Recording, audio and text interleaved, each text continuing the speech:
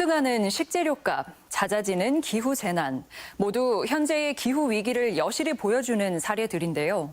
이러다 보니 이번 선거의 주요 6개 정당 모두 10대 공약 안에 기후 정책을 포함할 정도로 기후 문제는 유권자의 삶과 맞닿은 중요한 의제가 되고 있습니다.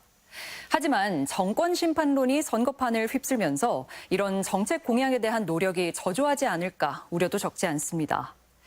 우리 지역 후보들은 기후위기 대응 문제에 대해 진지하게 고민하고 있을까요?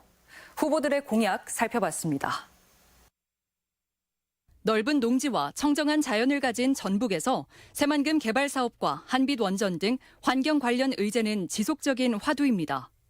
재생에너지, 수소단지 등 친환경 사업이 활발하고 이상기후의 농어민의 피해도 막대해 환경 이슈는 도민들의 주된 관심사이기도 합니다.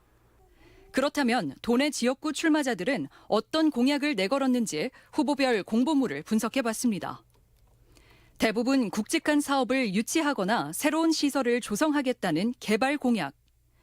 전체 33명의 후보 중 탄소 저감이나 기후 대응 관련 공약을 구체적으로 제시한 후보는 단 3명에 불과합니다.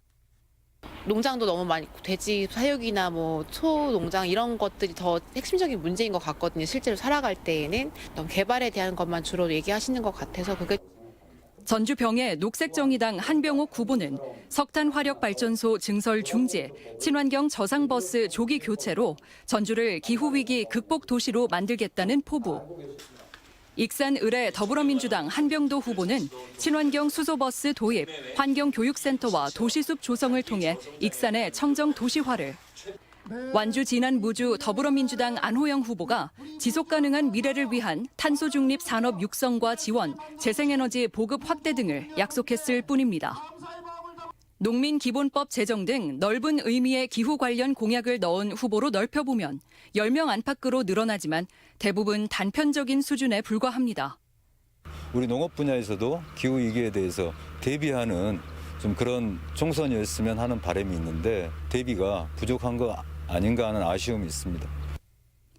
기후 환경단체 등이 조사한 국민인식조사에서 기후 관련 의제에 투표하겠다는 기후 유권자가 3분의 1에 달했고 후보의 기후 공약에 따라 투표 여부를 고려하겠다는 답변이 72%에 달했지만 이에 호응한 후보는 많지 않은 겁니다. 원내 모든 정당이 너도 나도 10대 주요 공약에 기후위기 대응을 내걸고도 선거판이 정권 심판에 파묻히면서 공약 개발은 뒷전입니다.